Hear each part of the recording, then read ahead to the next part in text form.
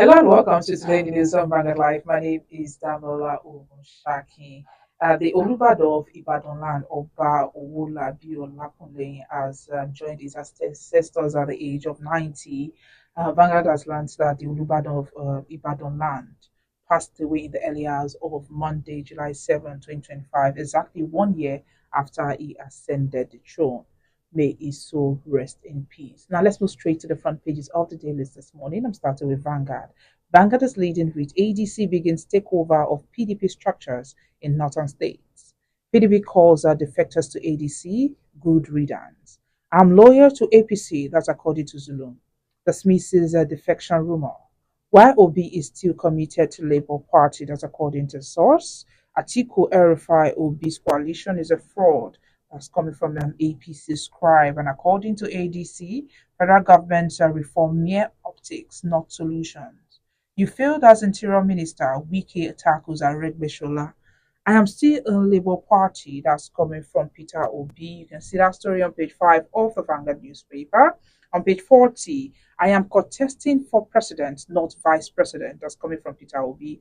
And on Financial Vanguard, NIN verification portal for straight banks telcos as downtime persists. You can see that on page 26. And there's a photo story here showing President Bola Ahmed Tinubu in Brazil.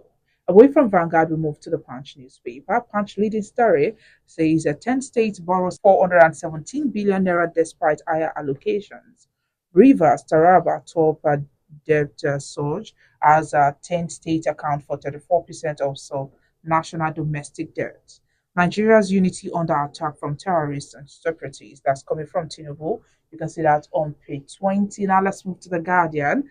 Guardian's top story says that oil theft eases despite $25.7 billion losses in 23 years as operators turn to barges. You can see that on page 6, and there's an infographic here. Trend of crude oil losses, barrels.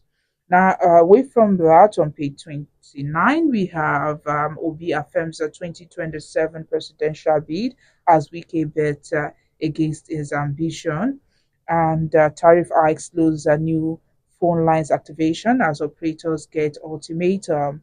Lastly, on the Guardian newspaper, more Nigerians are losing faith in Tinubu government, public institutions, poll reviews. You can see that on the news page 5 of the Guardian newspaper. And lastly, the Nation leading story says a marker Aregbeshola take over in conflict with ADC constitution. We also disagree on amendment of party rules. You can see that on the front page, and it continues on page 4 of the Nation newspaper. Firms local constitution boosts trade balance. Ethnic nationalities back week's demand on release of NDDC forensic report. You can see that on page 2 of the Nation newspaper. And lastly, here we have I'm still in Labour Party, says Obi. Natasha, I will resume tomorrow. Page 6 of the Nation as a story. And that's all we have on the front pages of the dailies. Join us after the break for a brief analysis of some of the stories.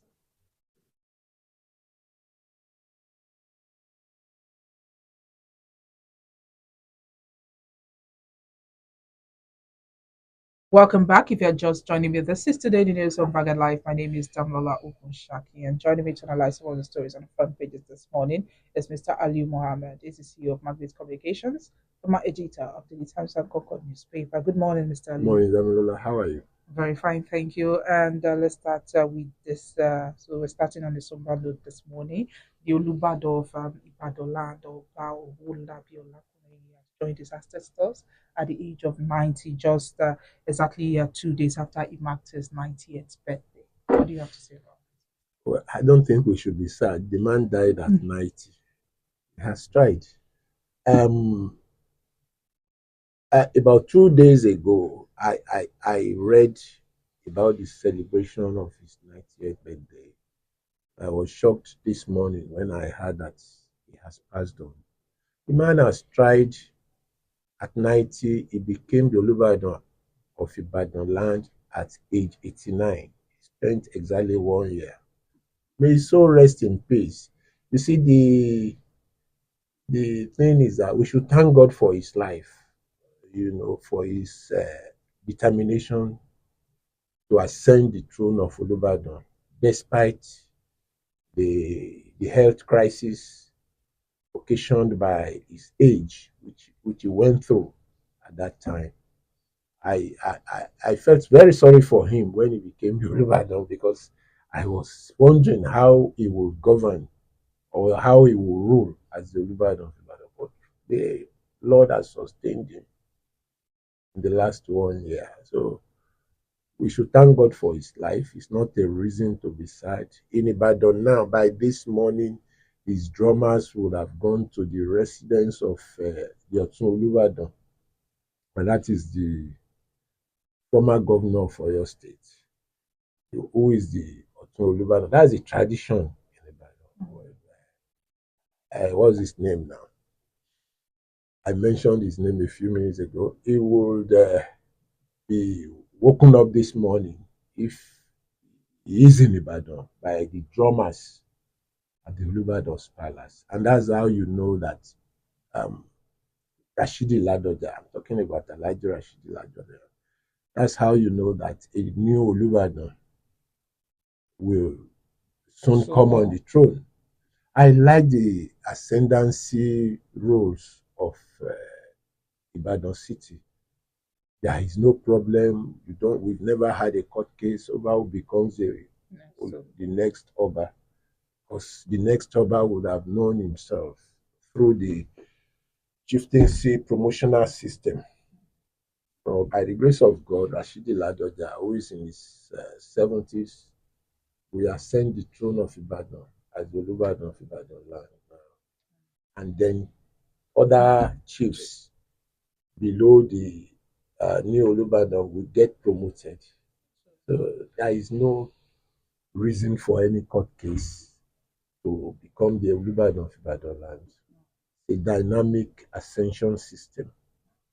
May so rest in peace. Amen. Let's move on to other stories. Now, as part of efforts to build a formidable coalition ahead of the 2027 general election, the African Democratic Congress ADC, they have commenced a move to woo high-profile politicians from the People's Democratic Party and the All Progressive Congress.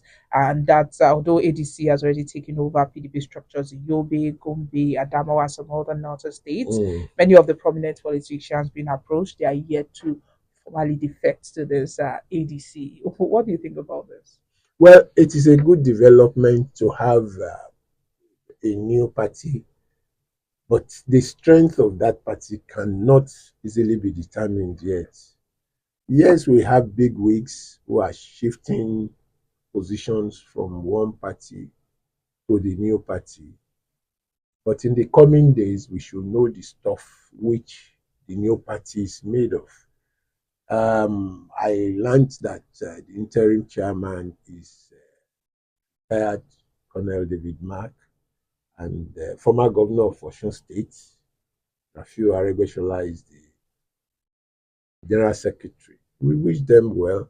You see, the beauty of politics is the ability to have a formidable opposition.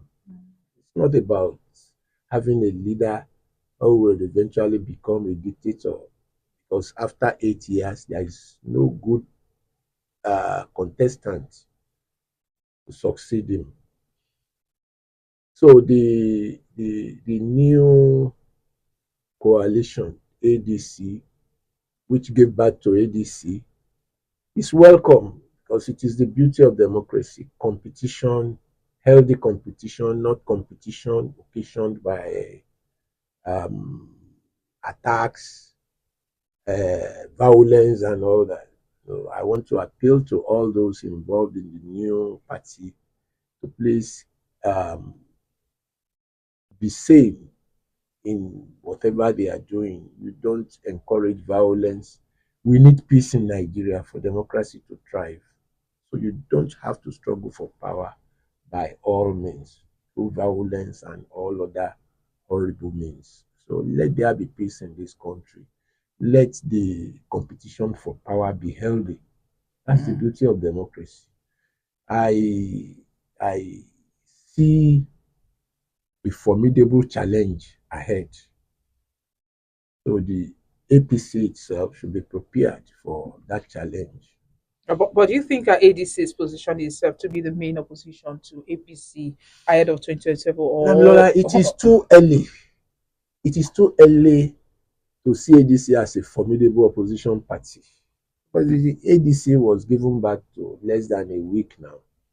So it's too early to sit down and say it is a formidable party. You can have a pack of politicians that you think will strengthen that coalition called ADC. But you know the way we play our politics in Nigeria. When money starts changing hands, things will definitely take a turn for either good or bad. But you see, my appeal is that we should encourage a healthy competition. There must not be desperation for political power. It is desperation that leads to crisis when candidates don't want to leave office. So we should be careful how we want to stay in power, how we want to exercise the powers that we have, either as a member of the executive or a member of the legislature. So we must be careful and have the interest of this country at heart. The present economic situation in the country is bad enough. It will be worse if we have political crisis at the stage that we are. But with Atiku, B, Amechi, Erifai, and others join, is this like a real ideology, or just or do you think they're just banding together for political convenience? Well, initially, right now they are coming together. The next step will determine the ideology of the party, whether they are ideological in their thoughts. You understand what I'm saying? Are they ideological in their thoughts? Like it is too early to say that the party is ideological in their thoughts and actions. They've not come out to give us their manifestos, which will determine the way forward. We don't even have um, a lot of details about the parties apart from the name. We don't have their constitution yet. So when all these processes are perfected, you can now sit down and look at them, the constitution of the party, the ideology of the party,